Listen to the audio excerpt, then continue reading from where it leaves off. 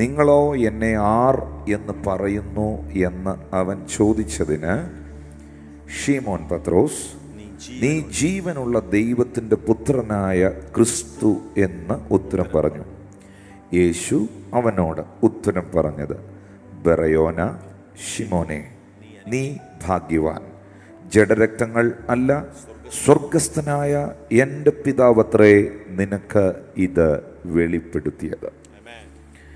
യേശു കർത്താവ് തൻ്റെ പരസ്യ ശുശ്രൂഷ കാലയളവിൽ താൻ ഫിലിപ്പിൻ്റെ കൈസരുടെ പ്രദേശത്ത് നിൽക്കുമ്പോൾ യേശു കർത്താവ് പൊതുവെ ജനങ്ങളോട് ചോദിച്ചു, നിങ്ങൾ മനുഷ്യപുത്രനെ ആർ എന്ന് പറയുന്നു?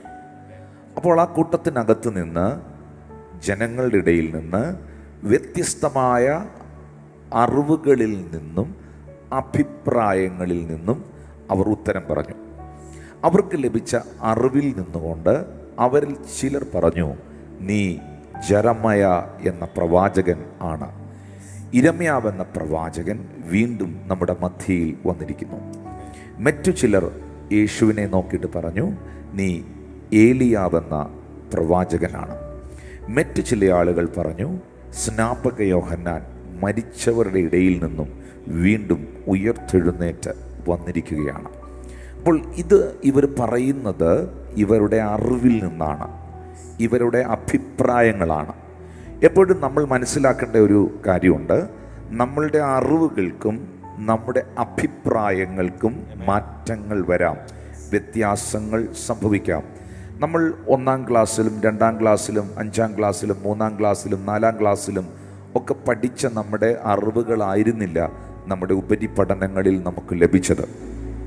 നമ്മുടെ ജീവിതത്തിൽ ഇപ്പോഴും ഒത്തിരി ഇൻഫർമേഷനുകൾ നമുക്ക് ലഭിച്ചുകൊണ്ടേയിരിക്കുന്നു.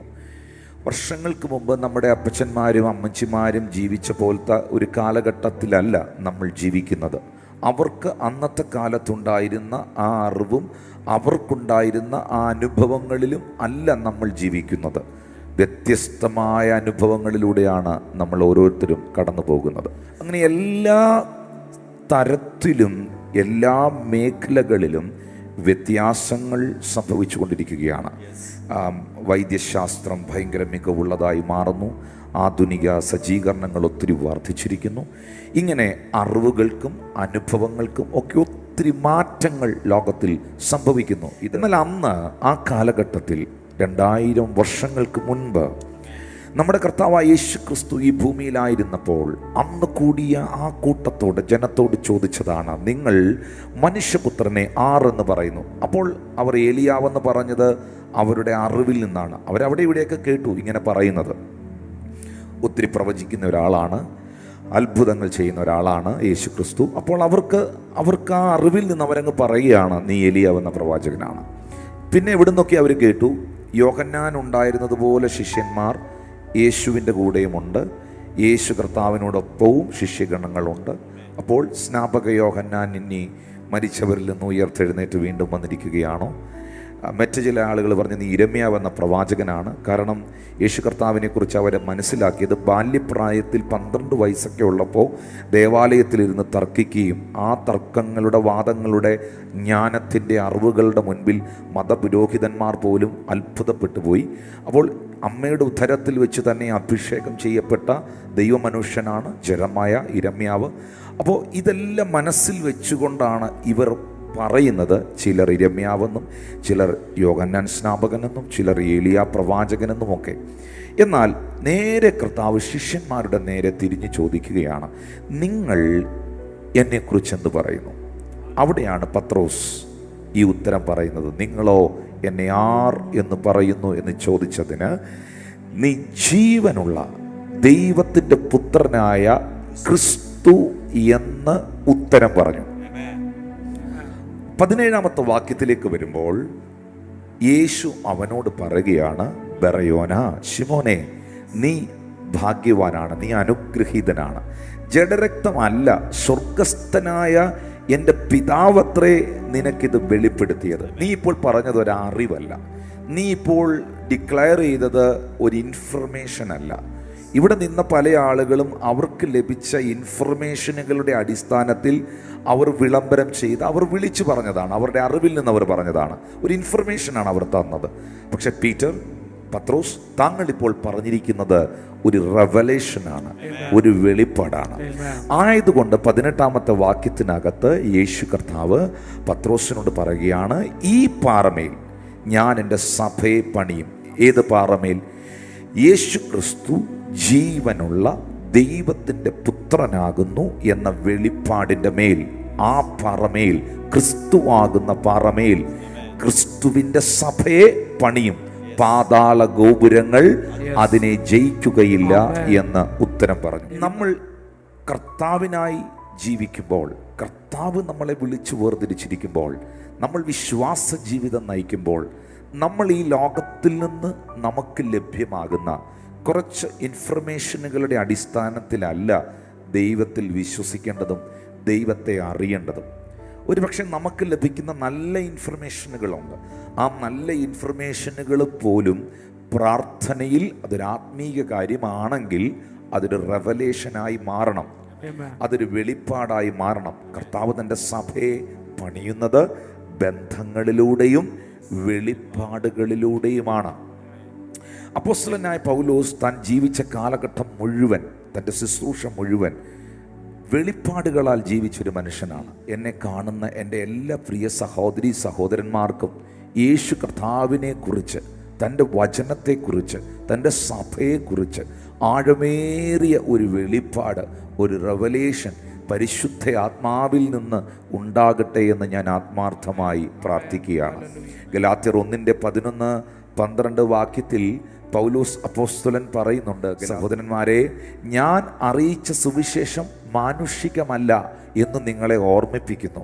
ഞാൻ മനുഷ്യരാൽ പഠിച്ചിട്ടുമില്ല. 12-ാമത്തെ വാക്യത്തിൽ കാണുന്നുണ്ട്, ഞാൻ മനുഷ്യരോട് പ്രാപിച്ചിട്ടില്ല, പഠിച്ചിട്ടുമില്ല, യേശു ക്രിസ്തുവിൻ്റെ വെളിപ്പാടിനാൽ അത്രേ ഞാൻ പ്രാപിച്ചത്. അപ്പോൾ മനുഷ്യരിൽ നിന്ന് താൻ പഠിച്ചിട്ടില്ല, പ്രാപിച്ചിട്ടില്ല. പിന്നെ സഭയെ അറിയിച്ചത് എങ്ങനെയാ?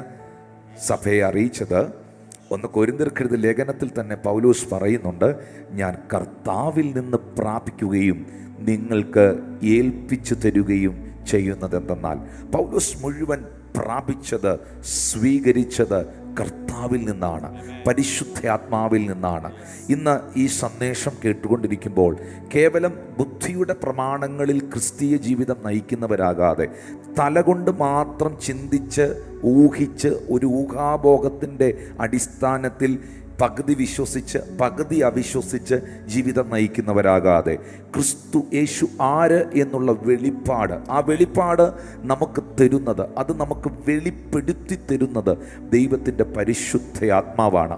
ഈ മെസ്സേജ് നിങ്ങൾ കേട്ടുകൊണ്ടിരിക്കുമ്പോൾ നിങ്ങൾ ദൈവത്തോട്, പ്രത്യേകിച്ച് പരിശുദ്ധ ആത്മാവിനോട് പറയണം, പരിശുദ്ധ ആത്മാവേ, എനിക്ക് യേശു ക്രിസ്തുവിനെ കുറിച്ചുള്ള ആഴമേറിയ റെവലേഷൻ എൻ്റെ അകത്ത് തരണമേ എന്ന്. കാരണം പരിശുദ്ധാത്മാവ് എപ്പോഴും പഠിപ്പിക്കുന്ന സബ്ജക്റ്റ്, പരിശുദ്ധാത്മാവ് എപ്പോഴും നമുക്ക് നൽകിത്തരുന്ന ബോധ്യം ദൈവപുത്രനായ യേശു ക്രിസ്തുവിനെ കുറിച്ചുള്ള ബോധ്യമാണ്. അതുകൊണ്ടാണ് ദൈവത്തിൻ്റെ ആത്മാവ് ഒരു മനുഷ്യനിൽ വന്നാൽ ദൈവവചനത്തിൽ രേഖപ്പെടുത്തിയിരിക്കുന്നത് യേശുവിനെ കർത്താവെന്ന് ഏറ്റുപറയുവാൻ പരിശുദ്ധാത്മാവിലൂടെ അല്ലാതെ ആർക്കും സാധ്യമല്ല എന്ന് വ്യക്തമാക്കിയിരിക്കുന്നത്. മറിയത്തിൻ്റെ മുകളിൽ പരിശുദ്ധ ആത്മാവ് നിഴലിട്ടപ്പോൾ, മറിയത്തിൻ്റെ മുകളിൽ പരിശുദ്ധ ആത്മാവ് വന്നപ്പോൾ മറിയത്തിനകത്ത് ക്രിസ്തു ഉരുവായതുപോലെ നിങ്ങളുടെ മുകളിൽ പരിശുദ്ധ ആത്മാവ് കടന്നു വരുമ്പോൾ, നിങ്ങൾ പരിശുദ്ധ ആത്മാവിൽ നിറയപ്പെടുമ്പോൾ നിങ്ങളുടെ ഹൃദയത്തിൽ, നിങ്ങളുടെ ആത്മമനുഷ്യനിൽ ക്രിസ്തു ജനിക്കുവാനും ക്രിസ്തു വളരുവാനും ഇടയായിത്തീരും. അതുകൊണ്ട് എപ്പോഴും പരിശുദ്ധ ആത്മാവ് നമുക്ക് വെളിപ്പെടുത്തി തരണം ആഴമായി ക്രിസ്തു ആരാണ്, തൻ്റെ വചനം എന്താണ്. കാരണം എല്ലാ പുസ്തകങ്ങളുടെയും പിറകിൽ ഒരു എഴുത്തുകാരനുണ്ട്. നിങ്ങൾ ഉപയോഗിക്കുന്ന എല്ലാ പുസ്തകങ്ങളുടെയും പിറകിൽ ഒരു എഴുത്തുകാരനുണ്ട്. ആ ഒരു പാട്ടുപുസ്തകം പോലും നിങ്ങളുടെ കയ്യിൽ നിങ്ങൾ ഉപയോഗിക്കുന്നുണ്ടെങ്കിൽ അതിനകത്ത് പാട്ട് എഴുതിയവരുണ്ട്, അത് ട്യൂൺ ചെയ്തവരുണ്ട്. നാം വായിക്കുന്ന എല്ലാ പുസ്തകങ്ങളുടെയും പിറകിൽ എഴുത്തുകാരുണ്ട്. എന്നാൽ വിശുദ്ധ ബൈബിൾ എന്ന ഗ്രന്ഥത്തിൻ്റെ, വിശുദ്ധ ഗ്രന്ഥത്തിൻ്റെ പിറകിൽ ചലിച്ചിരിക്കുന്നത്, വ്യാപരിച്ചിരിക്കുന്നത് ദൈവത്തിൻ്റെ പരിശുദ്ധ ആത്മാവാണ്. മനുഷ്യൻ പരിശുദ്ധാത്മ നിയോഗത്താൽ എഴുതിയ തിരുവെഴുത്തുകൾക്കായി ഞാൻ ദൈവത്തെ സ്തുതിക്കുകയാണ്.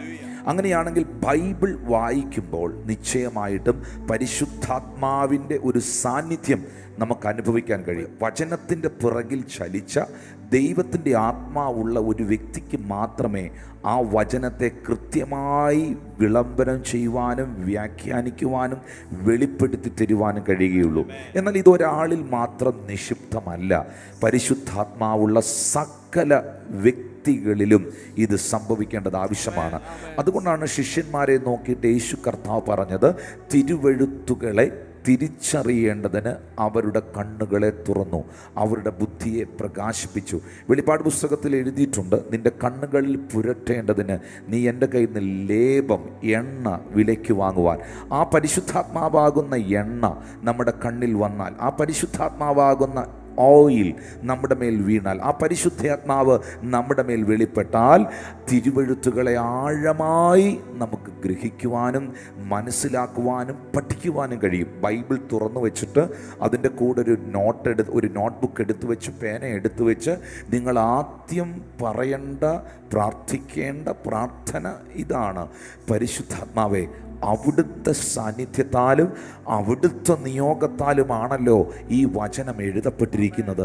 ഈ വചനത്തെ ഗ്രഹിക്കുവാൻ, മനസ്സിലാക്കുവാൻ, ഇതിൻ്റെ ആശയങ്ങൾ ഉൾക്കൊള്ളുവാൻ, ഇതിൻ്റെ വ്യാഖ്യാനങ്ങൾ ലഭിക്കുവാൻ എനിക്ക് കൃപ തരണമേ, എനിക്ക് വെളിപ്പെടുത്തി തരണമേ എന്ന് പരിശുദ്ധാത്മാവിനോട് നിങ്ങൾ ചോദിക്കുന്നെങ്കിൽ, പ്രാർത്ഥിക്കുന്നെങ്കിൽ, ആശ്വാസപ്രദനായ, കാര്യസ്ഥനായ, സകല സത്യത്തിലും വഴി നടത്തുന്ന, സകലത്തെയും വെളിപ്പെടുത്തി തരുന്ന, ക്രിസ്തുവിനെ കുറിച്ചുള്ള വെളിപ്പാട് നമുക്ക് നൽകുന്ന പരിശുദ്ധാത്മാവ് നിങ്ങൾക്കത് ആഴമായി വെളിപ്പെടുത്തി തരുവാനിടയാകും.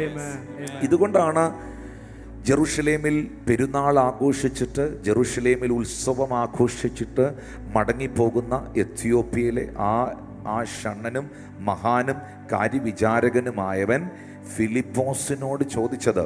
ഫിലിപ്പോസ് അവനോട് ചോദിക്കുന്നുണ്ട്, തേരിന് പുറത്തു നിന്നുകൊണ്ട്, നീ വായിക്കുന്നത് വല്ലോ ഗ്രഹിക്കുന്നുണ്ടോ എന്ന് ചോദിക്കുന്നുണ്ട്.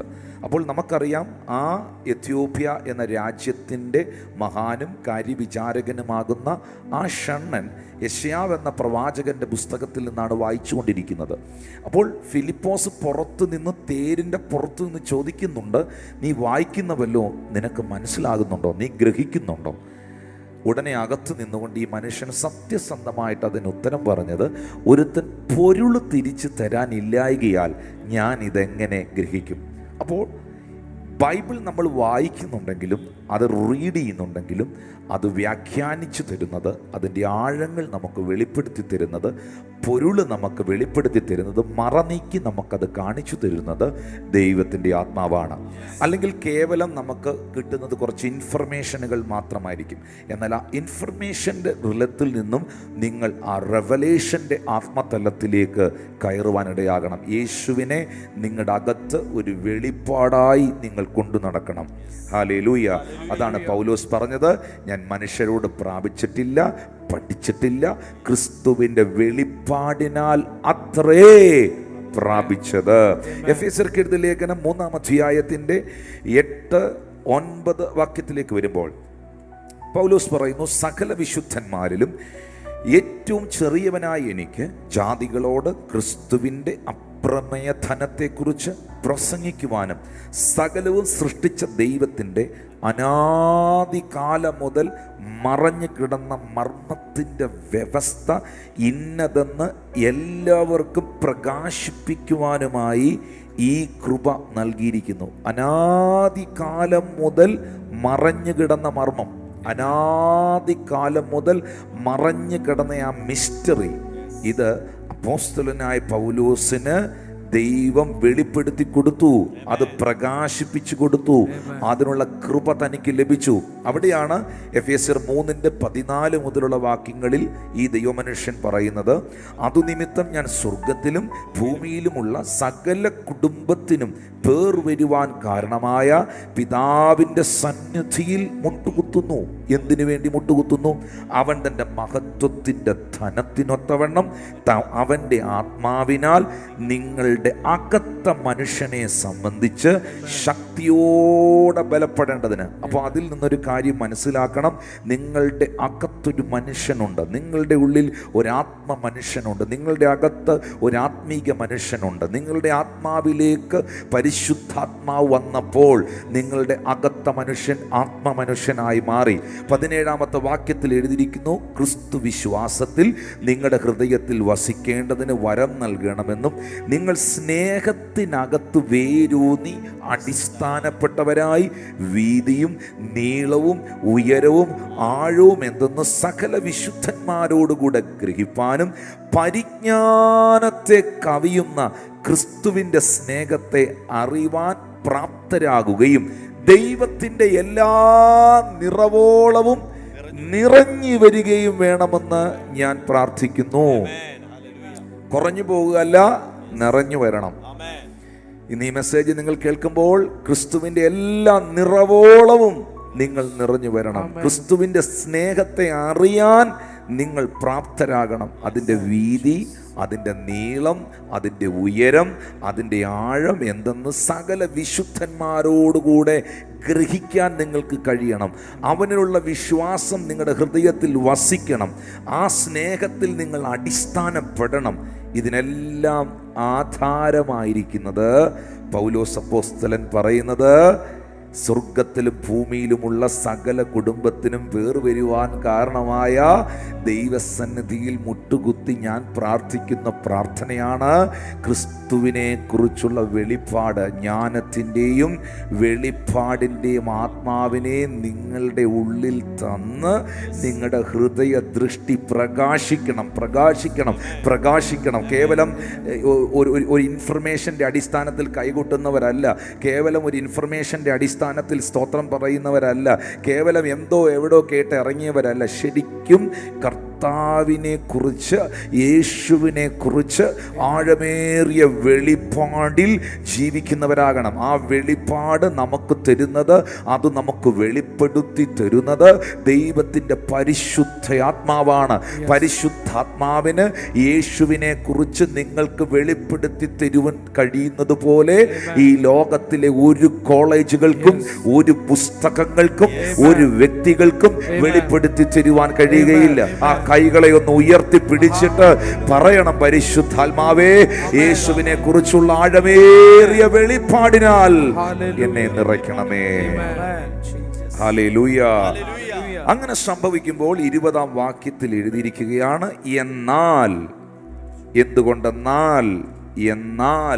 നാം ചോദിക്കുന്നതിലും നനയ്ക്കുന്നതിലും അത്യന്തപരമായി ചെയ്യുവാൻ നമ്മിൽ വ്യാപരിക്കുന്ന ശക്തിയാൽ കഴിയുന്നവന്.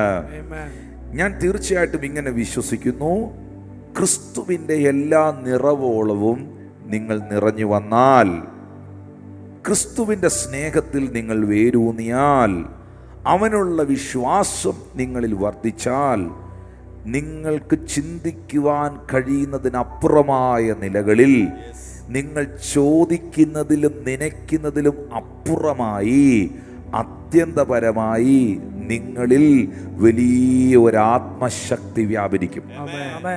നമ്മളുടെ അകത്ത് ക്രിസ്തുവിലുള്ള വിശ്വാസമുണ്ടായാൽ, ഞാൻ പറഞ്ഞു, കർത്താവ് സൗഖ്യം നൽകുന്നവനാണ്, യേശു സുഖപ്പെടുത്തുന്നവനാണ്.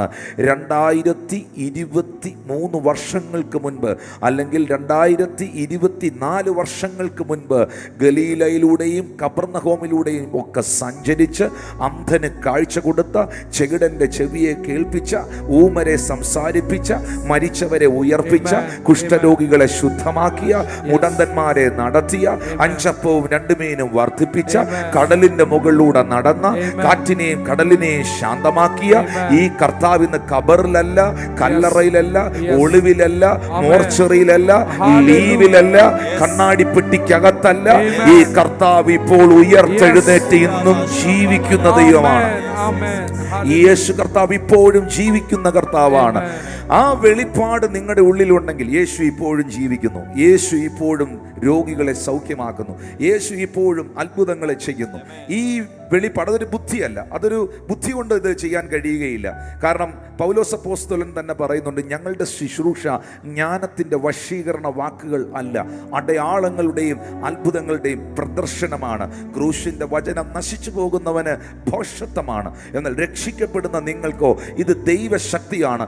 ഇത് ബുദ്ധി കൊണ്ട് പിടിക്കാൻ പറ്റുന്നതല്ല. മനുഷ്യന്റെ ബുദ്ധി ദൈവത്തിന് മുമ്പിൽ ഭോഷത്വമെന്ന് ദൈവവചനത്തിൽ രേഖപ്പെടുത്തിയിട്ടുണ്ട്. നമ്മൾ മനസ്സിലാക്കണം പ്രിയപ്പെട്ടവരെ, നമ്മൾ എന്ത് വിശ്വസിക്കുന്നുവോ, നമ്മുടെ അകത്ത് കർത്താവായ യേശുവിനെ കുറിച്ചുള്ള വെളിപ്പാടിന്റെ ആഴം എത്ര വലുതാണോ അത്രയും അധികം ദൈവശക്തി നമ്മിലൂടെ വ്യാപരിക്കുവാനിടയാകും. ഹല്ലേലൂയ. ഈ 2025 ഒരു വലിയ ഗ്രേറ്റ് ഗ്രേസ് നിങ്ങളെയും നിങ്ങളുടെ കുടുംബത്തെയും സറൗണ്ട് ചെയ്യട്ടെ എന്ന് ഞാൻ പ്രാർത്ഥിക്കുകയാണ്. കർത്താവിൻ്റെ വലിയ കൃപ നിങ്ങൾക്കുണ്ടാകട്ടെ. കാലം അതിൻ്റെ അന്ത്യത്തിലേക്കും ലോകം അതിൻ്റെ അവസാനത്തിലേക്കും പോകുകയാണ്. നമ്മുടെ കർത്താവായ യേശു ക്രിസ്തുവിൻ്റെ മടങ്ങിവരവ് അതിവേഗത്തിൽ സംഭവിക്കാൻ പോകുകയാണ്. സത്യമായിട്ടും കർത്താവിൻ്റെ വചനത്തിൽ യേശുവിൻ്റെ മടങ്ങി വരവിനോടുള്ള ബന്ധത്തിൽ താൻ പറഞ്ഞിരിക്കുന്ന ലക്ഷണങ്ങൾ ഒട്ടുമുക്കാലെല്ലാം, ഒന്ന് ഞാൻ കഴിഞ്ഞ ദിവസം പറഞ്ഞു, ഇനി അതിൽ എന്താ നടക്കാനുള്ളത്, എല്ലാം സംഭവിച്ചുകൊണ്ടിരിക്കുന്നു. രാജ്യത്തിൻ്റെ സുവിശേഷം ലോകത്തിൻ്റെ അറ്റത്തോളം അതിശക്തമായി വ്യാപിച്ചുകൊണ്ടിരിക്കുന്നു. ജാതിയോടും രാജ്യങ്ങളോടും എതിർത്തുകൊണ്ടിരിക്കുന്നു. ക്ഷാമങ്ങളും ഭൂചലനങ്ങളും സംഭവിച്ചുകൊണ്ടിരിക്കുന്നു. മഹാവ്യാധികൾ പൊട്ടിപ്പുറപ്പെട്ടുകൊണ്ടിരിക്കുന്നു. പാട്ടുകാരൻ പാടിയതുപോലെ വിശുദ്ധിയെ തികച്ചു നാം ഒരുങ്ങി നിൽക്ക, പ്രിയൻ വരുവതിന് താമസമേറെയില്ല. ആമീൻ. യുദ്ധങ്ങൾ, ക്ഷാമങ്ങൾ, ഭൂകമ്പങ്ങൾ, പല വ്യാധികളാൽ ജനം നശിച്ചിടുന്നേ. രാജ്യങ്ങളോട് എതിർത്ത് തുടങ്ങിയല്ലോ, ഒരുങ്ങിയിടാം എന്ന് എഴുതിയിരിക്കുന്നത് പോലെ യേശുവിൻ്റെ മേഘപ്രത്യക്ഷതയ്ക്ക്, യേശുവിൻ്റെ മഹത്വ പ്രത്യക്ഷതയ്ക്ക്, കർത്താവിൻ്റെ മടങ്ങിവരവിന് ഇനി അധികം കാലമില്ല പ്രിയമുള്ളവരെ. ഹല്ലേലൂയ. നമ്മളൊക്കെ പ്രതീക്ഷിച്ച സമയത്തെക്കാളൊക്കെ മുൻപ് തന്നെ രക്ഷകന്റെ പാദം നമ്മളുടെ വീടുവാതിക്കൽ എത്തിയിരിക്കുകയാണ്. കർത്താവിന്റെ വരവേറ്റവും അടുത്തിരിക്കുകയാണ്. കർത്താവ് താൻ ഗംഭീരനാഥത്തോടും പ്രധാന ദൂതന്റെ ശബ്ദത്തോടും ദൈവത്തിന്റെ കാഹളത്തോടും മധ്യാകാശത്തിൽ കടന്നു വരുവാൻ ആ നാളുകൾ ഇനി അതിവിദൂരമല്ല എന്ന് വിശ്വസിക്കുന്ന ദൈവമക്കൾ എന്നെ കേൾക്കുന്നുണ്ടെങ്കിൽ ദൈവത്തിനൊന്ന് സ്തോത്രം ചെയ്യാം. സത്യമായിട്ടും അതും ഒരു റെവലേഷനാണ്. ഇപ്പൊ യേശു മടങ്ങി വരും, കർത്താവ് രണ്ടാമത് വരുമെന്ന് പറയുമ്പോഴും ചിലർ ചിരിക്കും, ചിലർ പരിഹസിക്കും. എന്നാൽ അതും അകത്തൊരു വെളിപ്പാടായി ലഭിച്ചവരുണ്ട്. നോഹയുടെ കാലത്ത് നോഹയുടെ ദൈവം പെട്ടകം ഉണ്ടാക്കാൻ പറഞ്ഞു. നോഹ പെട്ടകം ഉണ്ടാക്കി. മഴ പെയ്തിട്ടില്ലാത്ത കാലഘട്ടം, അതുവരെ ഭൂമിയിൽ മഴ പെയ്തിട്ടില്ല. ഈ ഫ്ലഡ്, വെള്ളപ്പൊക്കം എന്താണെന്ന് അവർ കണ്ടിട്ടില്ല. അങ്ങനൊരു കാര്യം ഉണ്ടായിട്ടില്ല.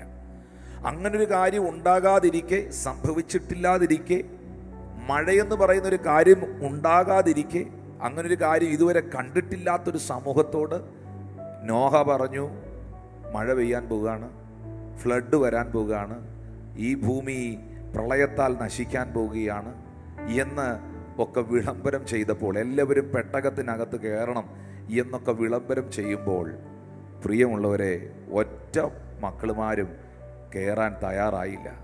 നോഹ തിരഞ്ഞെടുത്തതായ ആ മൃഗങ്ങൾ മാത്രം പെട്ടകത്തിൽ കയറി. പിന്നെ ആ കുടുംബവും 8 പേർ, മൊത്തത്തിൽ 8 പേർ. പെട്ടകത്തിൻ്റെ വാതിൽ യഹോവയാകുന്ന ദൈവം അടച്ചു. എന്നാൽ മനുഷ്യൻ മഴയെന്തുവാന്ന് അറിഞ്ഞുകൂടാത്തവൻ, വെള്ളപ്പൊക്കം കണ്ടിട്ടില്ലാത്തവൻ, ഇതൊക്കെ ചുമ്മാ പറയുന്ന കാര്യമാണെന്ന് ചിന്തിച്ച് നിൽക്കുമ്പം അവൻ്റെ കാൽപാദങ്ങൾ നനഞ്ഞു, ആഴിയുടെ ഉറവകൾ തുറന്നു, ഭൂമിയിൽ വെള്ളം പൊങ്ങാൻ തുടങ്ങി. യഹോവയായ ദൈവം പെട്ടകത്തിൻ്റെ വാതിൽ അടച്ചു. പിന്നെ ആർക്കും പ്രവേശനമുണ്ടായില്ല. വലിയൊരു ന്യായവിധിയിലേക്ക് ഭൂമി കടന്നുപോയി.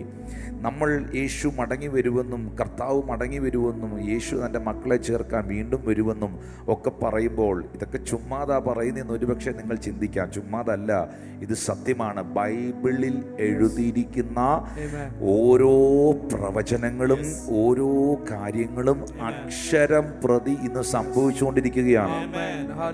അക്ഷരം പ്രതി സംഭവിച്ചുകൊണ്ടിരിക്കുകയാണ്. അതുകൊണ്ട് നമുക്ക് വേണ്ടത് യേശുവിനെ കുറിച്ചുള്ള ആഴമേറിയ റെവലേഷനാണ്. യോഹന്നാന്റെ സുവിശേഷം 6-ാം അധ്യായത്തിലേക്ക് വരുമ്പോൾ 1 മുതൽ 10 വരെയുള്ള വാക്യങ്ങളിൽ, അനന്തരം യേശു തിബരിയാസ് എന്ന ഗലീല കടലിൻ്റെ അക്കരയ്ക്ക് പോയി. അവൻ രോഗികളിൽ ചെയ്യുന്ന അടയാളങ്ങളെ കണ്ടിട്ട് ഒരു വലിയ പുരുഷാരം അവൻ്റെ പിന്നാലെ ചെന്നു.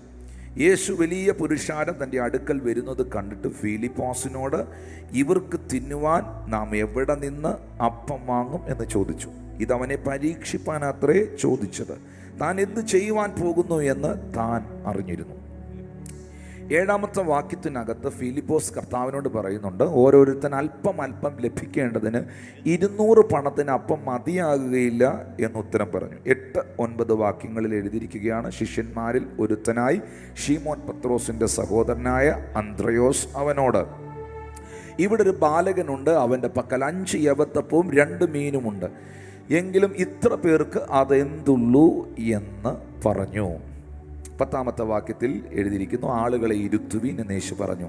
ആ സ്ഥലത്ത് വളരെ പുല്ലുണ്ടായിരുന്നു, 5000-ഓളം പുരുഷന്മാർ ഇരുന്നു. ഇവിടെ നിങ്ങൾ മനസ്സിലാക്കേണ്ട ഒരു കാര്യം, യേശു കർത്താവ് തിബിരിയാസ് എന്ന കടൽക്കരയിൽ നിൽക്കുമ്പോൾ, രോഗികളെ സൗഖ്യപ്പെടുത്തുമ്പോൾ, ഇത് കണ്ടിട്ട് വലിയ പുരുഷാരം യേശുവിൻ്റെ അടുക്കൽ വന്നു. ആ പുരുഷാരം യേശുവിൻ്റെ അടുക്കൽ വരുന്നത് കണ്ടപ്പോൾ യേശു കർത്താവ് ഫിലിപ്പോസിനോട് പറയുകയാണ്, ഇവർക്കെല്ലാവർക്കും ഫുഡ് കൊടുക്കണം, ഇവർക്ക് എന്തെങ്കിലും ഭക്ഷിക്കാൻ കൊടുക്കണം. അപ്പോൾ ഫിലിപ്പോസ് തൻ്റെ ബുദ്ധി കൊണ്ട് ചിന്തിക്കുകയാണ്, തൻ്റെ ബുദ്ധി കൊണ്ട് കണക്ക് കൂട്ടുകയാണ്. ഓരോരുത്തന് അല്പം അല്പമെങ്കിലും, കുറച്ചെങ്കിലും, ഒരര വയറിനെങ്കിലും കൊടുക്കണമെങ്കിൽ 200 പണത്തിന് അപ്പം മതിയാകില്ല എന്നുത്തരം പറഞ്ഞു. അപ്പോൾ ബുദ്ധി കൊണ്ട് സാഹചര്യത്തെ നോക്കി കണക്ക് കൂട്ടുന്ന ഒരു ഫിലിപ്പോസിനെ നിങ്ങൾക്ക് കാണാം. ജീവിതത്തിൻ്റെ മേഖലകളിൽ, സാഹചര്യങ്ങളിൽ ബുദ്ധികൾ കൊണ്ട് കണക്ക് കൂട്ടുന്നവരുണ്ട്. നമ്മുടെ കണക്ക് കൂട്ടലുകളൊക്കെ എല്ലായ്പ്പോഴും വിജയിച്ചു എന്ന് വരത്തില്ല പ്രിയപ്പെട്ടവരെ. നമ്മുടെ കണക്ക് കൂട്ടലുകൾ തെറ്റുന്നിടത്താണ് ദൈവത്തിൻ്റെ പദ്ധതികൾ നിറവേറുന്നത്. ശിഷ്യന്മാരിൽ ഒരുത്തനായ ശീമോൻ പത്രോസ് തൻ്റെ സഹോദരനായ അന്ത്രയോസിനോട് പറയുകയാണ്, അവനോട് പറയുകയാണ്, അന്ത്രയോസ് വന്നൊരു ഇൻഫർമേഷൻ കൊടുക്കുന്നു. എല്ലാവരും ഒന്ന് പറഞ്ഞ്, അന്ത്രയോസ് ഒരു ഇൻഫർമേഷൻ കൊടുത്തു. എന്താണ് അന്ത്രയോസ് കൊടുത്ത ഇൻഫർമേഷൻ? ഇവിടെ ഒരു ബാലകനുണ്ട്, അവൻ്റെ പക്കൽ 5 യവത്തപ്പവും 2 മീനും ഉണ്ട്. എന്നിട്ട് പുള്ളി തന്നെ പറയുന്നുണ്ട്, എങ്കിലും ഇത്ര പേർക്ക് അതെന്തുള്ളൂ. പക്ഷേ ഇത് കേട്ട ഉടനെ, അന്ത്രയോസ് കൊടുത്ത ഇൻഫർമേഷൻ കേട്ട ഉടനെ യേശു കർത്താവ് ആളുകളെ, ജനത്തെ ഇരുത്താൻ പറഞ്ഞു. പുരുഷന്മാർ മാത്രം 5000 പേരുണ്ടായിരുന്നു. സ്ത്രീകളുടെ എണ്ണം അവിടെ എഴുതിയിട്ടില്ല, കുട്ടികളുടെ എണ്ണം എഴുതിയിട്ടില്ല. ഒത്തിരി ആയിരങ്ങൾ ഉണ്ടായിരുന്നു എന്ന് കൂട്ടിക്കോ. ഇത്രയും ആയിരക്കണക്കിന് ജനങ്ങളുള്ള സ്ഥലത്ത് ഈ 5 അപ്പത്തിനും 2 മീനിനും എന്ത് പ്രസക്തിയാണുള്ളത്? അന്ത്രയോസ് ഇങ്ങനൊരു ഇൻഫർമേഷൻ യേശുവിന് കൊടുക്കുമ്പോൾ എന്ത് കാരണം കൊണ്ടാണ് യേശു കർത്താവ് പുരുഷാരത്തോട് ഇരിക്കാൻ പറഞ്ഞത്? ഒരു സത്യം നമ്മൾ അവിടെ കാണുന്നു. അന്ത്രയോസ് കൊടുത്തത് ഇൻഫർമേഷനാണ്. 5 യവത്തപ്പവും 2 മീനും ഉള്ള ഒരു ബാലകൻ ഇവിടെ ഉണ്ട്. എന്നിട്ട് പുള്ളി തന്നെ പറയുന്നുണ്ട്, അതുകൊണ്ടൊന്നും സാധിക്കാനില്ലെന്ന്. പക്ഷെ ആളുകളെ ഇരുത്തുവിന് യേശു പറയുന്നത് ഒരു ഇൻഫർമേഷൻ്റെ അടിസ്ഥാനത്തിലുള്ള പറച്ചിലല്ലത്. താൻ ആര് എന്നുള്ള തൻ്റെ റെവലേഷനാണ്. നിങ്ങൾക്ക് വേണ്ടി ഒന്നുകൂടെ ഞാൻ പറയാം. യേശു ആരാണെന്നും തനിക്ക് എന്ത് ചെയ്യാൻ കഴിയുമെന്നും തൻ്റെ പിതാവ് ആരാണെന്നുമുള്ള തൻ്റെ റെവലേഷൻ, തൻ്റെ വെളിപ്പാട്, തൻ്റെ വിശ്വാസം, തൻ്റെ ബോധ്യം, യേശുവിൻ്റെ ബോധ്യം. മരുഭൂമിയിൽ ലക്ഷക്കണക്കിന് ജനങ്ങൾക്ക് മന്ന വിളമ്പിയവൻ, ലക്ഷോപലക്ഷം ജനങ്ങൾക്ക് ദീർഘവർഷങ്ങൾ അവരുടെ ലഞ്ച്, ബ്രേക്ക്ഫാസ്റ്റ്, ഡിന്നർ, അവരുടെ മുഴുവൻ ഭക്ഷണ ക്രമീകരണങ്ങളും ചെയ്തവൻ. ആ കർത്താവിന് ഈ 10,000 പേരെ ഫീഡ് ചെയ്യാൻ ബുദ്ധിമുട്ടൊന്നുമില്ല. താൻ ആരാണെന്ന് തനിക്ക് വൃത്തിയായിട്ട് അറിയാം. വിശ്വാസം എന്ന് പറയുന്നത് ഒരു ആശ്രയമാണ്. ദൈവത്തിലുള്ള ആശ്രയമാണ് എൻ്റെ വിശ്വാസം. ഹല്ലേലൂയ. യഹോവ തന്നെ ആശ്രയമായിരിക്കുന്നവൻ അനുഗ്രഹിക്കപ്പെട്ടവൻ, ഭാഗ്യവാൻ. യഹോവയിൽ ആശ്രയിക്കുകയും യഹോവ തന്നെ ആശ്രയമായിരിക്കുകയും ചെയ്യുന്നവൻ, അതൊരു ഫെയ്ത്താണ്. ആളുകളെ ഇരുത്തുവീൻ എന്ന് യേശു പറഞ്ഞത് താൻ ആരെന്നുള്ള തൻ്റെ റെവലേഷനാണ്. ഒരിക്കൽ പിശാച് യേശുവിനോട് പറഞ്ഞില്ലേ, നീ കല്ലിനോട് അപ്പമായി തീരാൻ പറയാൻ. അപ്പോൾ യേശു കർത്താവ് സാത്താനോട് പറഞ്ഞു, മനുഷ്യൻ അപ്പം കൊണ്ട് മാത്രമല്ല ദൈവത്തിൻ്റെ വായിൽ നിന്ന് വരുന്ന സകല വചനം കൊണ്ടും ജീവിക്കുന്നുവല്ലോ. പിശാചിൻ്റെ മുമ്പിൽ യേശു അപ്പം ഒന്നും ഉണ്ടാക്കാൻ നിന്നില്ല. യേശുവിന് അറിയായിരുന്നു താൻ വാ തുറന്ന് പറഞ്ഞാൽ, പ്രാർത്ഥിച്ചാൽ ഇല്ലാത്ത അപ്പം ഉണ്ടായി വരുമെന്ന്. പക്ഷെ അത് പിശാചിന്റെ മുമ്പിൽ പ്രൂവ് ചെയ്യേണ്ട ആവശ്യം കർത്താവിനില്ല. അത് ആവശ്യക്കാരന്റെ മുമ്പിൽ കർത്താവ് വിളപ്പിക്കോളും. ഹല്ലേലൂയ. അത് ആവശ്യക്കാരന് വേണ്ടി കർത്താവ് ചെയ്തോളും. അത് വിമർശിക്കുന്നവന് വേണ്ടി, കളിയാക്കുന്നവന് വേണ്ടി ചെയ്യേണ്ട കാര്യം കർത്താവിനില്ല. ആവശ്യക്കാരൻ വരുമ്പോൾ അവൻ സൗഖ്യമാവും. ആവശ്യക്കാരൻ വരുമ്പോൾ അവൻ വിടുതൽ പ്രാപിക്കും. കാരണം ഹൃദയം നുറുങ്ങിയവർക്ക് യഹോവ സമീപസ്ഥൻ, മനസ്സു തകർന്നവരെ അവൻ രക്ഷിക്കുന്നു.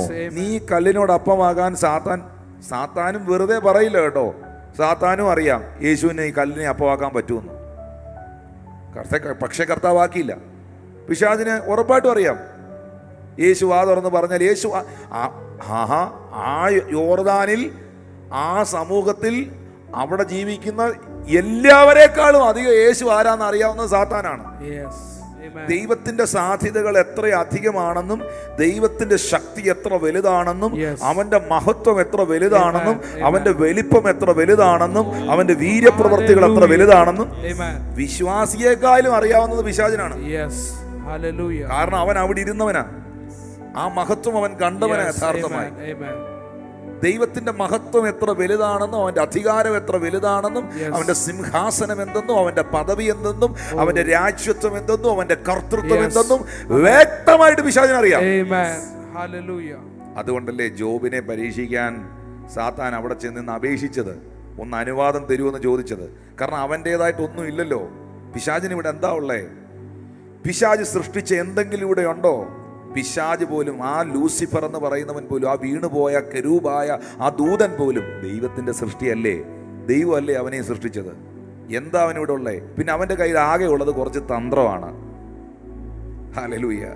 അവനെ വെട്ടി താഴെയിട്ടത് കൊണ്ട്, അവൻ അഹങ്കരിച്ചതിനാൽ, അവൻ ദൈവത്തിന്റെ സിംഹാസനത്തിന്റെ മുകളിൽ സിംഹാസനം ഉണ്ടാക്കാൻ തന്റെ ഹൃദയം കൊണ്ട് ചിന്തിച്ചതിനാൽ, ഹല്ലേലൂയ, ദൈവം അവനെ വെട്ടി കൃത്യമായ ഭൂമിയിലേക്ക് തന്നെ വീണു.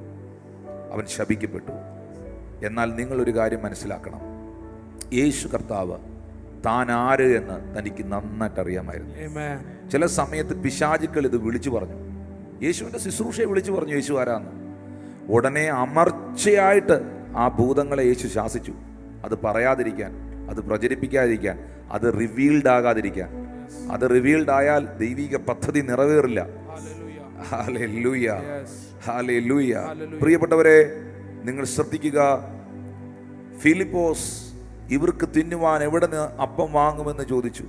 ഇതവനെ പരീക്ഷിപ്പാൻ അത്രേ ചോദിച്ചത്. താൻ എന്ത് ചെയ്യുവാൻ പോകുന്നു എന്ന് താൻ അറിഞ്ഞിരുന്നു. യോഹന്നാൻ 6:6. താൻ എന്ത് ചെയ്യുവാൻ പോകുന്നു എന്ന് താൻ അറിഞ്ഞിരുന്നു. ഹല്ലേലൂയ. 7-ാമത്തെ വാക്യത്തിൽ, അടുത്ത വാക്യത്തിൽ നമ്മൾ കാണുന്നുണ്ട്, ഓരോരുത്തരും അല്പം അല്പം ലഭിക്കാൻ 200 പണത്തിന് അപ്പം മതിയാകില്ലെന്ന് ഫിലിപ്പോസ് പറയുന്നു. 8-9 വാക്യങ്ങളിൽ അന്ത്രയോസ് ഒരു ഇൻഫർമേഷൻ കൊടുക്കുന്നു. അതിൻ്റെ 10-11 വാക്യങ്ങളിൽ യേശു ആരെന്നുള്ള വെളിപ്പാടിനാൽ പുരുഷാരത്തെ ഇരുത്തുന്നു. അപ്പമീനുകളെ എടുത്ത് ഉയർത്തി പ്രാർത്ഥിക്കുന്നു, വർദ്ധിക്കുന്നു, അത്ഭുതം നടക്കുന്നു. ക്രിസ്തുവിൽ നിങ്ങൾ ആരെന്നുള്ള ബോധ്യം, ക്രിസ്തുവിലുള്ള നിങ്ങളുടെ വിശ്വാസം നിങ്ങളുടെ ജീവിതത്തിൽ അത്ഭുതങ്ങളെ സൃഷ്ടിക്കും. ഹല്ലേലൂയ. ഞാൻ കർത്താവിൻ്റെ മകനാണ്, ഞാൻ കർത്താവിൻ്റെ മകളാണ് എന്നുള്ള നിങ്ങളുടെ ഉറപ്പ്, യേശു സ്വർഗത്തിലെ ദൈവം എൻ്റെ പിതാവാണ്, എൻ്റെ അപ്പായാണ്, എൻ്റെ ദൈവമാണ്, എൻ്റെ എല്ലാമാണ് എന്ന നിങ്ങളുടെ ബോധ്യം, നിങ്ങളുടെ വെളിപ്പാട് നിങ്ങളുടെ ജീവിതത്തിൽ അത്ഭുതങ്ങളെ കൊണ്ടുവരും. ആ റെവലേഷൻ അകത്ത് വേണം. കാറ്റും കടലും ഇളകി മറിഞ്ഞു, വള്ളത്തിനകത്ത് വെള്ളം എരച്ചു കയറി, യേശു അമരത്ത് തലയണ വെച്ച് ഉറങ്ങുക. ശിഷ്യന്മാർ ചാടി എഴുന്നേറ്റിട്ട് യേശുവിനോട് പറയുകയാണ്, കർത്താവേ, ഞങ്ങൾ നശിച്ചു പോകുന്നതിൽ നിനക്ക് വിചാരമില്ലയോ? ഞങ്ങളെല്ലാം നശിക്കാൻ പോവുകയാണ്, മരിക്കാൻ പോവുകയാണെന്ന് ശിഷ്യന്മാർ അലറിക്കൂവി വിളിക്കുകയാണ്. ലോകത്തിൽ ആരെങ്കിലും ഒരു ബക്കറ്റ് വെള്ളം കോരി തലക്കൊഴിച്ചാൽ എഴുന്നേക്കാതിരിക്കുമോ? വെള്ളം ഒരു മനുഷ്യനെ അലാറം വെച്ച് എഴുന്നേക്കാത്തവനെ, തട്ടിയിട്ടുണരാത്തവനെ ഉറപ്പായിട്ടും വെള്ളം എടുത്തൊഴിച്ചാൽ ഉണരും. യേശുവിൻ്റെ മുടി മുതൽ പാദം വരെ വെള്ളം ഒഴുകി, കടൽ വെള്ളം, ഉപ്പിൻ്റെ പതയൊഴുകി. വെള്ളത്തിനകത്താണ് കർത്താവ് ഇപ്പം കിടക്കുന്നത്. വള്ളത്തിൽ മുഴുവൻ വെള്ളം കയറി, എന്നിട്ട് യേശു ഉണരുന്നില്ല.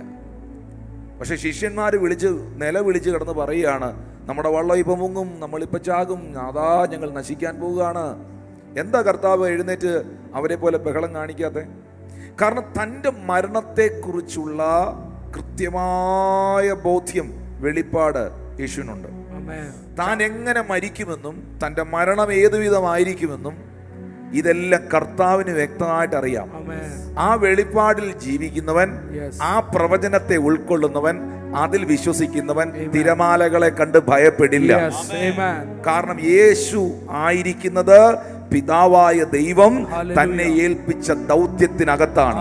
ദൈവം ഏൽപ്പിച്ച ദൗത്യങ്ങളെ പാതി വഴിയിൽ തകർക്കാനുള്ള ശക്തി സാഗരത്തിന് പോലുമില്ല.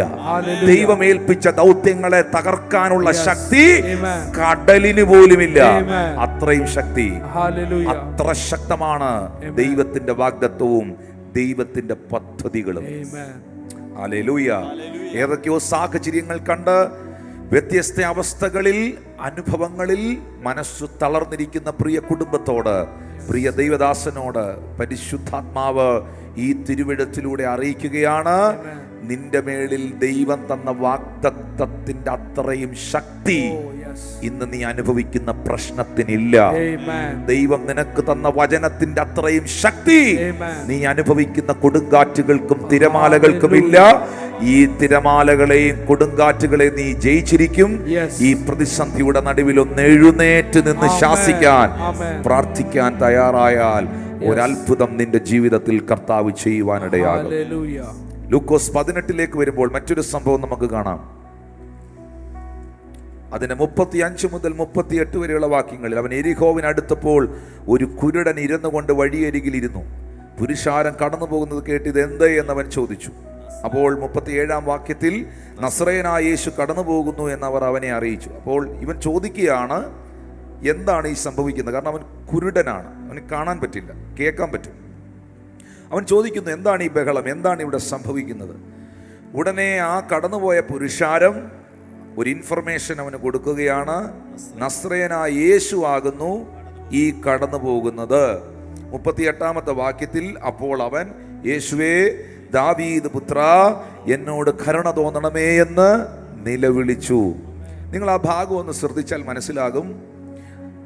അവൻ ചോദിക്കുകയാണ്, ആരാണ് ഈ വഴി പോകുന്നത്? അവന് കാണാൻ മേല, അവൻ കുരുടനാണ്. നാട്ടുകാർ, ആളുകൾ പറഞ്ഞു കൊടുത്തത് നസ്രയനായ യേശു ആണ് ഈ വഴി പോകുന്നത്. ശരിക്കും അവൻ എന്താണ് വിളിക്കേണ്ടത്? അവൻ ശരിക്കും വിളിക്കേണ്ടത്, അവർ പറഞ്ഞു കൊടുത്തത് തന്നെ അവൻ വിളിക്കേണ്ടത്. നസ്രയനായ യേശുവേ എന്നോട് കരുണ തോന്നണമേ എന്നാണ് അവൻ വിളിക്കേണ്ടത്. പക്ഷെ അവൻ വിളിച്ചത് അങ്ങനെയല്ല. അവൻ വിളിച്ചത് ദാവീദ് പുത്ര, യേശുവേ എന്നോട് കരുണ തോന്നണമേ എന്നാണ്. യേശുവേ ദാവീദ് പുത്ര എന്നവൻ വിളിച്ചത് മനുഷ്യർ കൊടുത്ത ഇൻഫർമേഷനുകളുടെ ബേസിലല്ല. യേശുവേ ദാവീദ് പുത്ര എന്നവൻ വിളിച്ചത് അവന്റെ ഹൃദയത്തിൽ, അവന്റെ ആത്മാവിൽ, അവന്റെ സൗഖ്യത്തോടുള്ള ബന്ധത്തിൽ ഒരു വെളിപ്പാടായി കിടന്ന വചനമാണ് അവന്റെ അധരം കൊണ്ട് അവൻ പുറപ്പെടുവിച്ചത്. ഹല്ലേലൂയ. കാരണം അവന് വേണ്ടത് എന്താ? കാഴ്ചയാണ്. അവന് വേണ്ടത് എന്താ? കണ്ണിന്റെ സൗഖ്യമാണ്. അവനറിയാം കാഴ്ച കൊടുക്കുന്നത്, സൗഖ്യം കൊടുക്കുന്നത് ദാവീദ് ഗോത്രത്തിൽ നിന്ന് പുറപ്പെടുന്ന. യെശയ്യാവിന്റെ പ്രവചന പുസ്തകം എടുക്കാവോ? 35 അധ്യായത്തിന്റെ 3 മുതൽ 6 വരെയുള്ള വാക്യങ്ങളിൽ, തളർന്ന കൈകളെ ബലപ്പെടുത്തുവീൻ, കുഴഞ്ഞ മുഴങ്കാലുകളെ ഉറപ്പിപ്പീൻ, മനോഭീതിയുള്ളവരോട് ധൈര്യപ്പെടുവീൻ, ഭയപ്പെടേണ്ട, ഇതാ നിങ്ങളുടെ ദൈവം, പ്രതികാരവും ദൈവത്തിന്റെ പ്രതിഫലവും വരുന്നു, അവൻ വന്ന് നിങ്ങളെ രക്ഷിക്കുമെന്ന് പറവീൻ.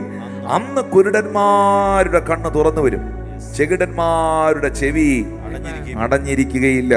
അവൻ എവിടെ നിന്നാണ് കടന്നു വരുന്നത്? യെശയ്യാവിന്റെ പ്രവചന പുസ്തകം 22 അധ്യായം 22 വാക്യം, ഞാൻ ദാവീദ് ഗൃഹത്തിന്റെ താക്കോൽ അവന്റെ തോളിൽ വെക്കും, അവൻ തുറന്നാൽ ആരും അടയ്ക്കുകയില്ല, അവൻ അടച്ചാൽ ആരും തുറക്കുകയില്ല. അപ്പോൾ തുറക്കുന്നവനും അടയ്ക്കുന്നവനും എവിടുന്നാണ് വരുന്നത്? ദാവീദിന്റെ ഗൃഹത്തിൽ നിന്ന്.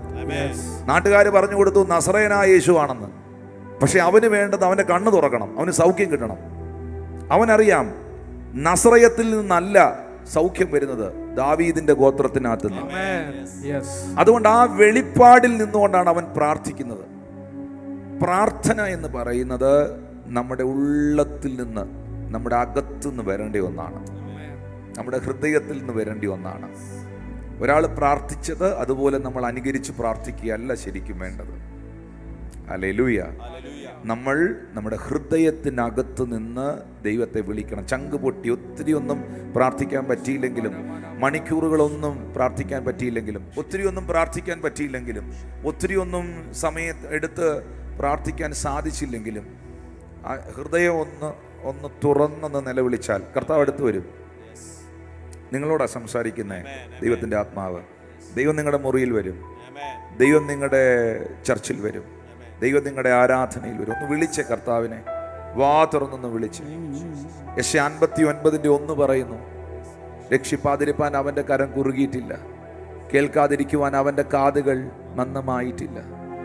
യിരെമ്യാ 33:3 എഴുതിയിട്ടുണ്ട്, എന്നെ വിളിച്ചപേക്ഷിപ്പിൻ, ഞാൻ നിനക്ക് ഉത്തരം അരുളും, നീ അറിയാത്തതും മഹത്വായതും അഗോചരമായ കാര്യങ്ങളെ ഞാൻ നിനക്ക് വെളിപ്പെടുത്തി തരും.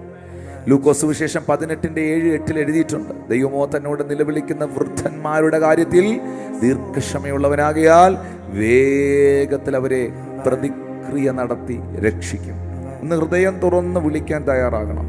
തിമായുടെ മകനായ ബർത്തിമായി വിളിച്ചത് നാട്ടുകാർ പറഞ്ഞുകൊടുത്ത ആ ഇൻഫർമേഷൻ്റെ ബേസിലല്ല. അവൻ്റെ നീഡ് എന്തായിരുന്നോ, അവൻ്റെ ആവശ്യം എന്തായിരുന്നോ, അതിൻ്റെ അടിസ്ഥാനത്തിലാണ് അവൻ യേശുവിനെ കണ്ടത്. അവനിപ്പോൾ യേശുവിനെ വേണ്ടത് അവൻ്റെ സൗഖ്യദായകനായിട്ടാണ്. ഹല്ലേലൂയ.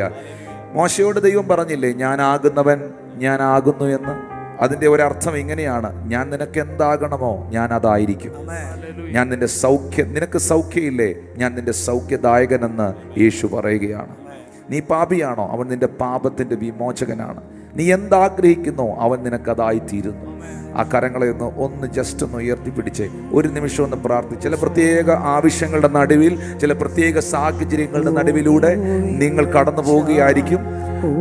നിശ്ചയമായിട്ടും അതിനകത്തൊരത്ഭുതം കർത്താവ് ചെയ്യും, ഒരത്ഭുതം കർത്താവ് ചെയ്യും.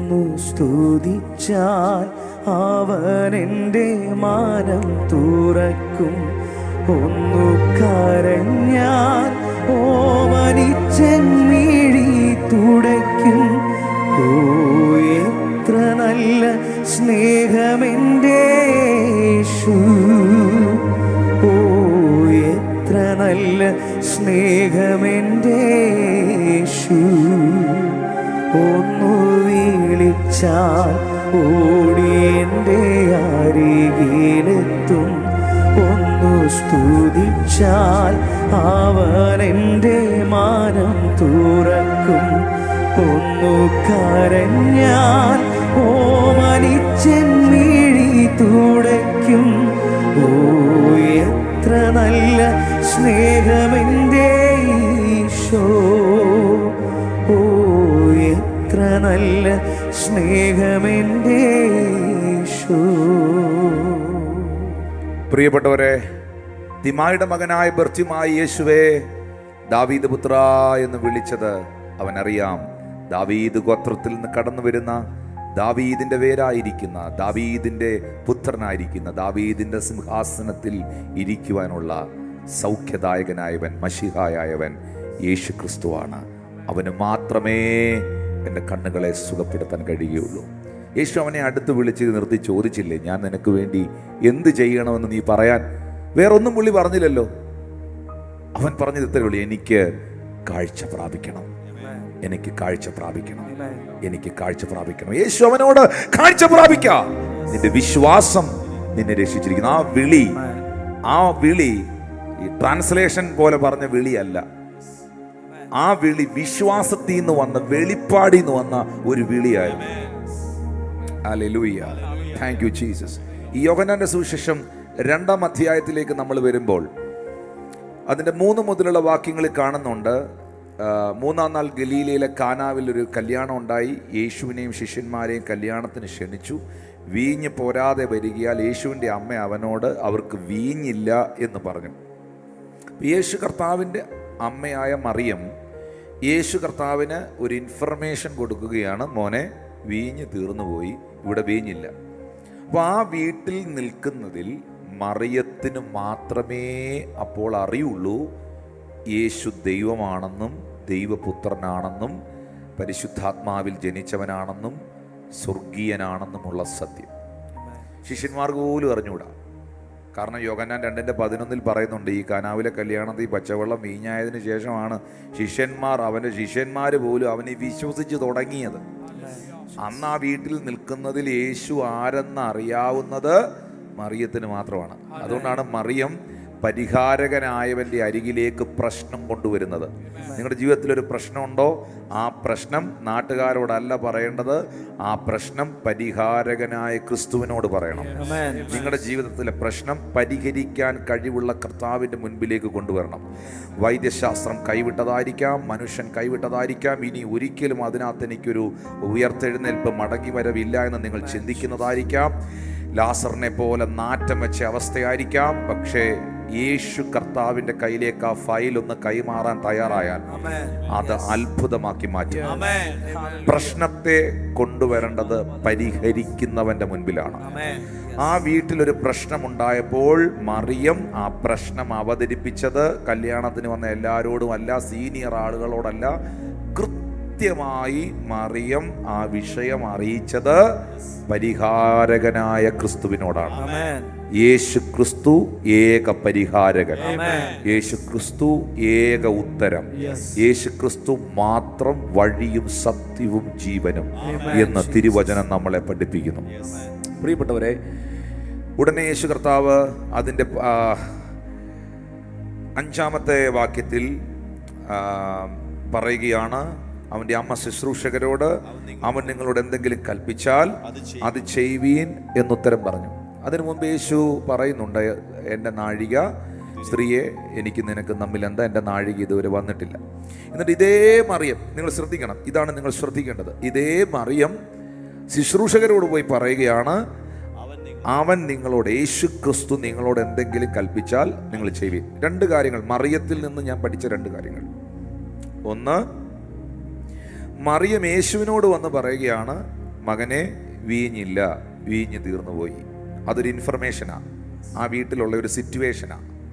പക്ഷേ ഇതേ മറിയം ശുശ്രൂഷകരോട് പോയി പറയുകയാണ്, ദയാ നിൽക്കുന്ന ആളില്ലേ, യേശുവിനെ ചൂണ്ടിക്കാണിച്ചിട്ട് പറയുകയാണ്, അവൻ നിങ്ങളോട് എന്തെങ്കിലും കൽപ്പിച്ചാൽ നിങ്ങളത് ചെയ്തേക്കണം. അതൊരു ഇൻഫർമേഷൻ അല്ല കൊടുക്കുന്നത്, അത് മറിയത്തിൻ്റെ അകത്തുള്ള റെവലേഷനാണ്. യേശു ആരെന്നുള്ള വെളിപ്പാടാണ്. ശരിക്കും പറഞ്ഞാൽ ആ ഒരു വെളിപ്പാട് ശുശ്രൂഷകരുടെ അകത്ത് കയറിയത് കൊണ്ടാണ് 6 കൽപാത്രങ്ങളിൽ കിണറ്റിൽ നിന്ന് വെള്ളം കോരി ഒഴിക്കാൻ പറഞ്ഞ് അത് കോരി ഒഴിച്ച് ആ പച്ചവെള്ളം അവർ കൊണ്ടു കൊടുക്കാൻ സ്റ്റെപ്പ് വയ്ക്കുമ്പോൾ അത് മുന്തിരിച്ചാറായി വീഞ്ഞായി മാറി. അതെവിടെ നിന്നെന്ന് വെള്ളം കോരിയ ശുശ്രൂഷകരല്ലാതെ വിരുന്നുവാഴി അറിഞ്ഞില്ല, ഒരു കുഞ്ഞുങ്ങൾ അറിഞ്ഞില്ല. ഞാൻ നിങ്ങളോട് ഇങ്ങനെ പറയുന്നു, പ്രിയപ്പെട്ടവരെ, നിങ്ങളുടെ ജീവിതത്തിലുണ്ടായ പ്രതിസന്ധി, അപമാനം, നിന്ന യേശു കർത്താവ് ചെവി അറിയാതെ അത്ഭുതമാക്കി മാറ്റും. നിങ്ങളുടെ മക്കളെ ഓർത്ത് ഇന്ന് ഈ മെസ്സേജ് കണ്ടുകൊണ്ടിരിക്കുമ്പോൾ എൻ്റെ ഹൃദയത്തിനകത്ത്, എൻ്റെ ആത്മാവിൽ എനിക്ക് കർത്താവ് ഒരു ബോധ്യം തരികയാണ്. തലമുറകളെ ഓർത്ത്, അവരുടെ വിഷയമോർത്ത്, കുഞ്ഞിനെ ഓർത്ത്, അവരുടെ തലമുറയെ ഓർത്ത്, കർത്താവേ, നീ ഇതിനകത്തൊരു പ്രവൃത്തി ചെയ്തേ പറ്റൂ, ഇതെനിക്കൊരു അപമാനമാകരുത്, ഇതെനിക്കൊരു പ്രതിസന്ധി ആകരുത് എന്ന് പ്രാർത്ഥിക്കുന്ന ആ കുടുംബത്തിൻ്റെ മുകളിൽ ഇന്ന് രാത്രിയിൽ മഹത്വത്തിൻ്റെ കരം യേശുവിൻ നാമത്തിൽ വെളിപ്പെട്ടു വരട്ടെ. ഹല്ലേലൂയ. നിങ്ങളുടെ വീട്ടിൽ സംഭവിച്ച ആ പ്രതിസന്ധി, നിങ്ങളുടെ വീട്ടിൽ സംഭവിച്ച ആ വെല്ലുവിളി, നിങ്ങളുടെ വീട്ടിൽ സംഭവിച്ച ആ കുറവ് യേശു കർത്താവ് നിറവുകളാക്കി മാറ്റും. യേശു കർത്താവ് അത്ഭുതമാക്കി മാറ്റും. ഞാനിവിടെ പറഞ്ഞ വാക്കുകൾ നിങ്ങൾക്ക് എത്ര പേർക്ക് മനസ്സിലായി പ്രിയപ്പെട്ടവരെ? യേശു കർത്താവിൻ്റെ അടുക്കൽ അന്ത്രയോസ് ഒരു ഇൻഫർമേഷൻ കൊടുക്കുന്നു, ഇവിടെ ഒരു ബാലകനുണ്ട് എന്ന്. പക്ഷെ യേശു പുരുഷാരത്തോട് ഇരിക്കാൻ പറഞ്ഞത് 5 അപ്പവും 2 മീനും കൊണ്ട് എന്തെങ്കിലും നടക്കുമെന്ന് ചിന്തിച്ചല്ല.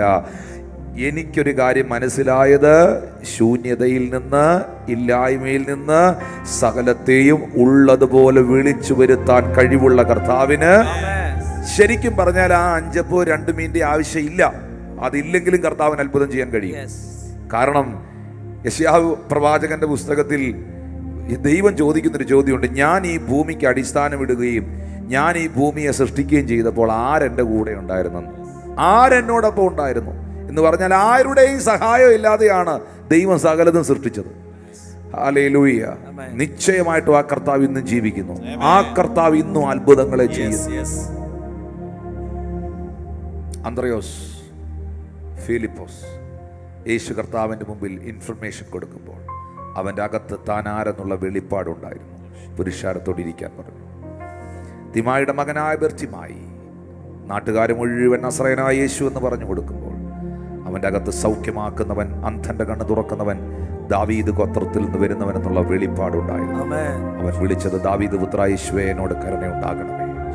സാഗരം ഇളകി മറിയുമ്പോൾ, വള്ളത്തിൽ വെള്ളം കയറി ആ വള്ളം മുങ്ങിത്താഴാൻ തുടങ്ങുമ്പോൾ, ശിഷ്യന്മാർ മുഴുവൻ വെള്ളത്തിൽ വീണിപ്പോൾ മരിക്കുമെന്ന് ചിന്തിക്കുമ്പോൾ, വെള്ളം കുടിച്ച് മരിക്കില്ലെന്നും ക്രൂശിലാണ് താൻ മരിക്കേണ്ടതെന്നും ശ്വാസം മുട്ടി മരിക്കുമെന്നുള്ള വാഗ്ദത്തമല്ല തനിക്കുള്ളത്, അവസാന തുള്ളി രക്തവും മാനവകുലത്തിനു വേണ്ടി ഒഴുക്കി തന്റെ രക്തത്താൽ, ആ പരമയാഗത്താൽ മാനവകുലത്തിന്റെ പാപത്തെ വിമോചിപ്പിക്കുമെന്നുള്ള വാഗ്ദത്തം തന്റെ മേളിൽ ഉള്ളത് കൊണ്ട് താൻ ക്രൂശിതനാകുമെന്നുള്ള ബോധ്യം തനിക്കുണ്ടായിരുന്നു.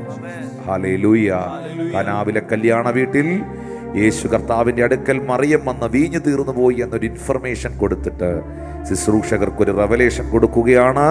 അവൻ നിങ്ങളോട് എന്തെങ്കിലും പറഞ്ഞാൽ നിങ്ങൾ അതുപോലെ ചെയ്യണം. ദൈവമക്കളെ, ഇൻഫർമേഷനുകളിലല്ല അത്ഭുതങ്ങൾ നടന്നിട്ടുള്ളത്, വിശ്വസിച്ചേറ്റെടുത്ത വെളിപ്പാടുകളിലാണ്.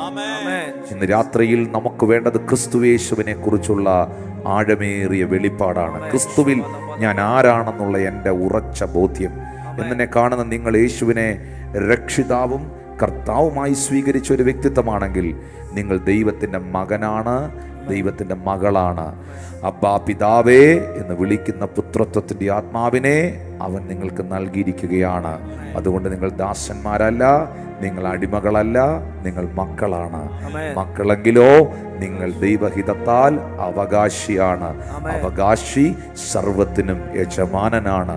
ഇന്ന് ഈ മെസ്സേജ് കേൾക്കുമ്പോൾ ആ കരങ്ങളൊന്ന് ഉയർത്തിപ്പിടിച്ചേ. Thank you Jesus. യേശുവേ, ചോദിക്കുന്നതിലും നനയ്ക്കുന്നതിലും അത്യന്തപരമായ എൻ്റെ ജീവിതം മാറുവാൻ കർത്താവിലുള്ള വെളിപ്പാടിനാൽ, ക്രിസ്തുവിലുള്ള വെളിപ്പാടിനാൽ എന്നെ നിറയ്ക്കണമേ എന്ന് പ്രാർത്ഥിക്കും. എല്ലാ കാര്യത്തിലും ഇത് വേണം. ഞാൻ വീണ്ടും ആവർത്തിക്കുന്നു, എല്ലാ കാര്യത്തിലും ഇത് വേണം. ഞാൻ പാട്ട് പാടുമ്പോൾ ഞാൻ എന്തിനാ പാട്ട് പാടുന്നേ? മനുഷ്യനെ കാണിക്കാനല്ല ഞാൻ പാട്ട് പാടുന്നേ. ഞാൻ പാട്ട് പാടുന്നത് എൻ്റെ ദൈവത്തെ മഹത്വപ്പെടുത്താനാണ്. ഞാൻ കൈയടിക്കുന്നത് എൻ്റെ ദൈവത്തെ മഹത്വപ്പെടുത്താനാണ്. ഹല്ലേലൂയ. ശരിക്കും ഈ ചില ആളുകൾ പറയുന്നുണ്ട് ദൈവത്തിന് വേണ്ടി, തൻ്റെ രാജ്യത്തിന് വേണ്ടി കൊടുക്കുന്നത് നമുക്കത് ഇരട്ടിയായി കിട്ടാനാണെന്ന്. അങ്ങനെയൊന്നും നിങ്ങൾ ചിന്തിക്കേണ്ട കാര്യമില്ല. അതിനൊന്നും അല്ല. എൻ്റെ ചിന്തയിൽ നമ്മുടെ ജീവിതം സകലവും അവനുള്ളതാണ്. എല്ലാം, നമ്മുടെ ആയുസ്, നമ്മുടെ ആരോഗ്യം, നമ്മുടെ ജീവിതം, നമ്മുടെ സമ്പത്ത്, നമ്മുടെ കുഞ്ഞുങ്ങൾ, നമ്മുടെ ഭവനം, നമ്മുടെ മേളിൽ ദൈവം തന്നിരിക്കുന്ന എൻ്റെ ശക്തിയും എൻ്റെ ബുദ്ധിയും, പാട്ടുകാരൻ പറഞ്ഞതുപോലെ നീ എനിക്ക് തന്നതൊക്കെയും സർവവും സകലവും കർത്താവിനുള്ളതാണ്. എല്ലാം കർത്താവിനുള്ളതാണ്. ഹല്ലേലൂയ. ആ ഒരു ബോധ്യത്തിൽ ദൈവത്തെ സ്തുതിക്കാൻ തുടങ്ങണം. ദൈവത്തെ സ്തുതിക്കാൻ തുടങ്ങണം. ഹല്ലേലൂയ. ഇന്ന് രാത്രി ഞാൻ നിങ്ങൾക്ക് വേണ്ടി ശുശ്രൂഷിക്കുമ്പോൾ എൻ്റെ അകത്ത് ഭയങ്കര വിശ്വാസമുണ്ട്. നിങ്ങളെ യേശു സൗഖ്യമാക്കും. നിങ്ങളുടെ ആവശ്യങ്ങളെ ദൈവം പരിഹരിക്കുമെന്ന്. ദൈവം നിങ്ങൾക്ക് വേണ്ടി അത്ഭുതങ്ങളെ ചെയ്യുമെന്ന്. ദൈവം നിങ്ങളെ മാനിക്കുമെന്ന്. ആ വിശ്വാസമില്ലാതെ ഞാൻ പ്രാർത്ഥിച്ചാൽ ഒന്നും സംഭവിക്കില്ല. നിങ്ങളും എൻ്റെ കൂടെ വിശ്വസിക്കണം. അവിശ്വസിക്കാൻ വളരെ എളുപ്പമാണ്. അവിശ്വസിക്കാൻ ഒന്നാമതേ പിശാച് പുറത്തു നിന്ന് നിങ്ങളെ അവിശ്വസിപ്പിക്കാൻ ശ്രമിക്കുന്നുണ്ട്. പക്ഷേ മറുഭാഗത്ത് വിശ്വസിക്കുക എന്ന് പറയുന്നത് ദൈവത്തോടുള്ളൊരു ബന്ധമാണ്, ഒരു ആശ്രയമാണ്.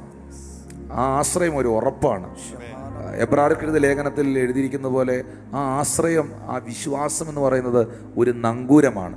നങ്കൂരം എന്ന് പറഞ്ഞാൽ ഒരു കപ്പൽ വന്നൊരു തീരത്ത് അടുക്കുമ്പോൾ നങ്കൂരം ഇടുന്നത് അത് ഒലയാതിരിക്കാനാണ്. നിങ്ങൾ ഒലയാതിരിക്കണമെങ്കിൽ, ഇളകാതിരിക്കണമെങ്കിൽ ആ ഒരു വലിയ ആശ്രയം, ആ വലിയ പ്രത്യാശ, ആ വലിയ ഉറപ്പ് നിങ്ങളുടെ അകത്ത് വേണം. മറിയത്തെ പോലെ. മറിയത്തിനെ അറിയത്തുള്ളായിരുന്നു ആ വീട്ടിനകത്ത് യേശു ആരാ.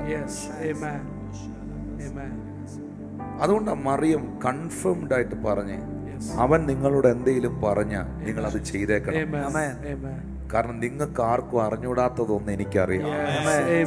ഹല്ലേലൂയ. അവൻ അത്ഭുത മന്ത്രിയാം ദൈവം. അങ്ങയെക്കുറിച്ചുള്ള ജ്ഞാനത്തിന്റെയും വെളിപ്പാടിന്റെയും ആത്മാവിനെ എൻ്റെ ഉള്ളിൽ പകരണമേ എന്നൊന്ന് പ്രാർത്ഥിക്കാൻ തുടങ്ങി. I need more revelation about my Jesus. കൂടുതലായി അങ്ങേ എനിക്ക് വെളിപ്പെടുത്തണമേ യേശുവേ, അങ്ങേ എനിക്ക് വെളിപ്പെടുത്തണമേ യേശുവേ. അങ്ങേ ആഴമായി അറിയുവാൻ, അനുഭവിക്കുവാൻ, ക്രിസ്തുവിൽ വേരൂന്നി ആത്മീക വർധനവ് പ്രാപിച്ച് സ്തോത്രത്തിൽ കവിഞ്ഞ് വിശ്വാസത്തിൽ ഉറച്ച് ജീവിപ്പാൻ കൃപ തരണമേ. യേശു അത്ഭുതമന്ത്രിയ ദൈവം, നിത്യതാതനും വീരനാം ദൈവം, ഉന്നത ദേവൻ, നീതിയിൻ സൂര്യൻ, രാജാധിരാജനാം മശിഹാ. യേശു അത്ഭുതമന്ത്രിയാം ദൈവം, നിത്യതാതനാം വീരനാം ദൈവം, ഉന്നത ദേവൻ, നീതിയിൻ സൂര്യൻ, രാജാധിരാജനാം Mshiha.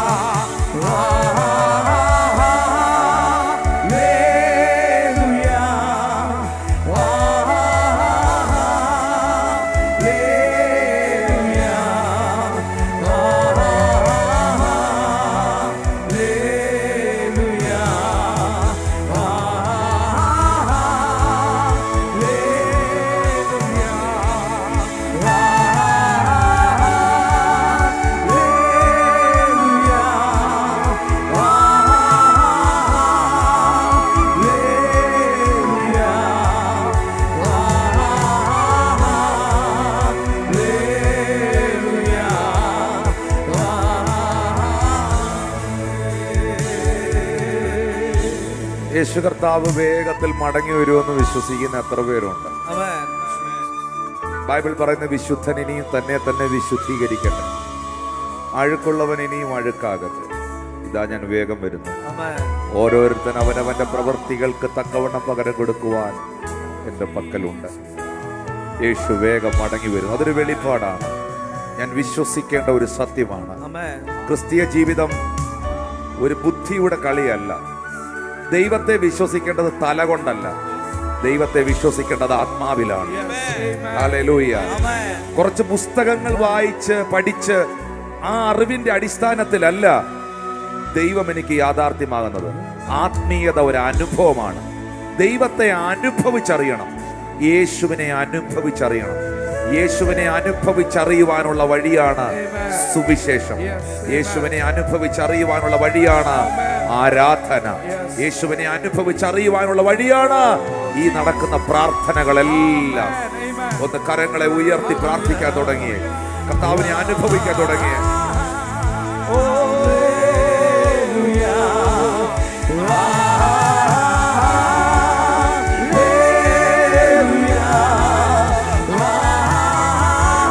Thank you, Jesus.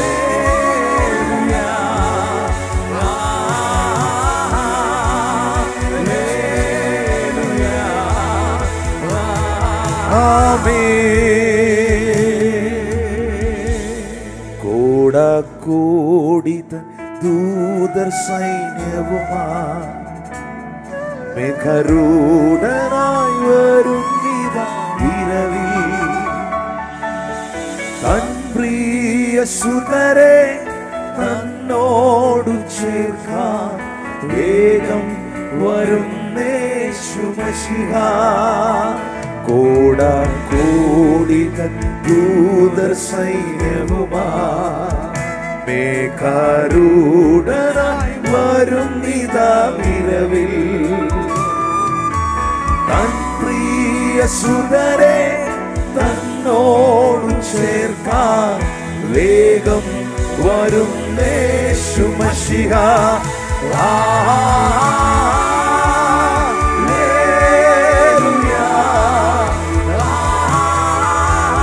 Thank you, Jesus. Thank you, Lord.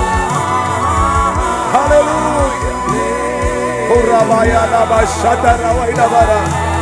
Riba kanamana ga shabana wainaga danaga. Raba shabana bathura bagana gadara. Shabana dhuri bigada bagana. Lubra katamaya laba kotorabo. Thank you, Jesus.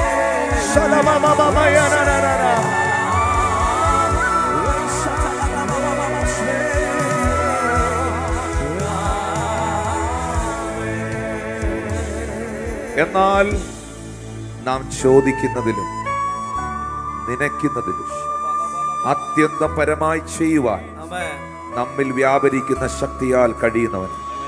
ഈ ശക്തി എങ്ങനെയാണ് നമ്മിൽ വ്യാപരിക്കുന്നത്? ക്രിസ്തു യേശു ആര് എന്നുള്ള എന്റെ വെളിപ്പാടിൽ ഈ ശക്തി എങ്ങനെയാണ് വ്യാപരിക്കുന്നത്? ആ ക്രിസ്തുവിലുള്ള വിശ്വാസം എന്റെ ഹൃദയത്തിൽ വസിക്കുമ്പോൾ, ആ സ്നേഹത്തിൽ ഞാൻ അടിസ്ഥാനപ്പെടുമ്പോൾ, അതിന്റെ ആഴവും ഉയരവും വീതിയും നീളവും ഞാൻ ഗ്രഹിക്കുമ്പോൾ, പരിജ്ഞാനത്തെ കവിയുന്ന ക്രിസ്തുവിന്റെ സ്നേഹം ഞാൻ അറിയുമ്പോൾ, അതിനായി ഞാൻ പ്രാപ്തനാകുമ്പോൾ, ദൈവത്തിന്റെ എല്ലാ നിറവോളവും ഞാൻ നിറഞ്ഞു വരുമ്പോൾ, ദൈവത്തിന്റെ എല്ലാ നിറവോളവും നിറഞ്ഞു വരണം. നിറവുണ്ടാകട്ടെ, നിങ്ങളുടെ ജീവിതത്തിന് നിറവുണ്ടാകട്ടെ, നിങ്ങളുടെ ജീവിതത്തിന് നിറവുണ്ടാകട്ടെ. ക്രിസ്തു നിങ്ങളിൽ നിറയട്ടെ, അവന്റെ സ്നേഹം നിങ്ങളിൽ നിറഞ്ഞ് കവിയട്ടെ, ആ യേശുവിന്റെ വെളിപാട് നിങ്ങളിൽ നിറഞ്ഞ് കവിയട്ടെ. ആ ബന്ധത്തിൽ, കർത്താവായ യേശുവിനോടുള്ള ആഴമേറിയ ബന്ധത്തിൽ വേരൂന്നി അടിസ്ഥാനപ്പെട്ടവരായി ക്രിസ്തുവിൽ വേരിറക്കി വിശ്വാസത്തിൽ വർദ്ധിച്ച് സ്തോത്രത്തിൽ കവിഞ്ഞ് ആത്മീകമായി വർദ്ധിച്ചു വരുവാൻ